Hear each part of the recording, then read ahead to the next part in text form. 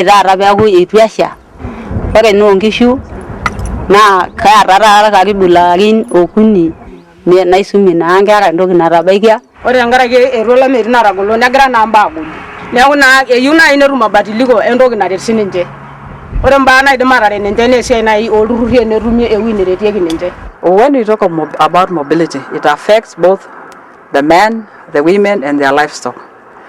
As we men move out to look for greener pastures for their cows, the women are left at the villages.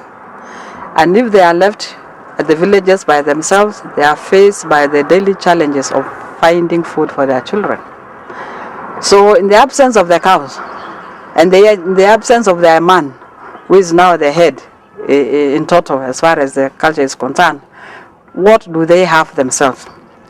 The women have learned to be even selling charcoal. In Kenya, Maasai pastoralists are rapidly diversifying from farming, wildlife tourism, and the leasing of land for large-scale crop cultivation. The spread of large-scale commercial cultivation competes with wildlife for grazing land, and wildlife populations around protected areas are rapidly declining as a result. Ore sianga na ore duona hiaron tu amrando kinga makaro marra ke sinje ngwesi kage merisi amro o ngwesi yo nongishu ange Kenya ene ananyo ntungana lenye nejika ikingo kulo tungana oboitere kuna ngwesi neeku naara kore nwo hitara nikidol ajo enyaka kilipi kidogo kiningito nasi yo nejiata alaki yara alaki kai kidola kaju itu abaya kiwango na ina hemu yengishu ya tungani. Livelihood ya Masai, sisi ni watu ambayo tunaishi simple life, ambayo sisi ni watu wa kuhama na sisi ni watu wa kufuga mfugo kama ng'ombe, kondoo, mbuzi. Before hatukuwa na land ya mtu, lakini juzi tulikata. Sasa kila mtu amekuwa na land yake. Sasa hiyo ni kitu ambayo imeletwa na hatujui itatupeleka namna gani juu bado hatujasettle. Sasa hii naona italeta shida na tena italeta shida na wale watu wako na ng'ombe mingi.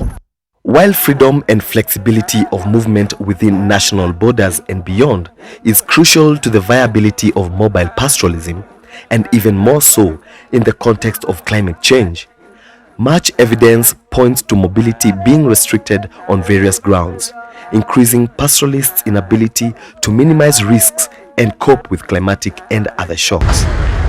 According to the last census, there are now 64,000 Maasai living within the Nkoronkoro Conservation Area, an area of 8,292 kilometers square. And according to many lobby groups and conservation lobby groups, the carrying capacity of the area is only 25,000 pastoralists. This is according to IUCN and UNESCO.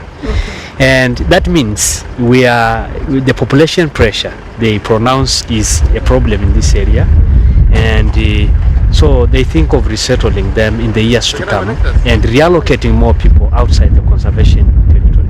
The Maasai land has been open to very many immigrants, and in the onset of immigrants, they came with different values and systems of survival. And one thing that has been subjected to that is land. Land itself has changed completely in the known land use. We have more foreigners among us. We have introduced the question of subdivision. We have broken up all our group ranches. We have moved out from communal land ownership and individualistic property, and everybody is now beginning to address intellectual property right. In order to come to an agreement of the question of the movement, free movement of the livestock keepers in the bordering countries. I am saying this because, first of all, we all depend one another, and the relationship between the Tanzanian and Kenyans is also good, and it should be shown practically on the activities that are being done. And we're demonstrating that for this continent, any policy, any solutions we design, for it to be sustainable and have a long-term impact, has to actually take in the voices and the experience of those who are most affected. There is a need to support pastoral communities to communicate their ideas more effectively to those in power and to put local people in control of planning for changes in their environment. Pastoralist security is central to maintaining security in the Horn and East Africa. There is a range of mechanisms to address various aspects of insecurity in the region, but there is no formal framework to address pastoralist migratory patterns to guarantee their security in mobility. My appeal is for those people who are concerned, as I said, the government, NGOs, and other international organizations, is to try to reduce the impacts of droughts, to reduce the impacts of insecurity, and to reduce the impacts of wanton movement, migrations, so as to be able to stabilize this. We need to begin to look for alternative ways of survival, those which will be sustainable, in as much as we are asking for goodwill people that help us to come out of this quagmire, which we have actually taken ourselves voluntarily by accepting to change the bylaws of our land management, which we knew, and came to embrace the system that are actually forced down on us. A regional normative framework is currently needed to comprehensively and systematically address security in mobility among pastoralist communities to ensure that movement across borders in search of water and pasture for survival are adequately facilitated and protected.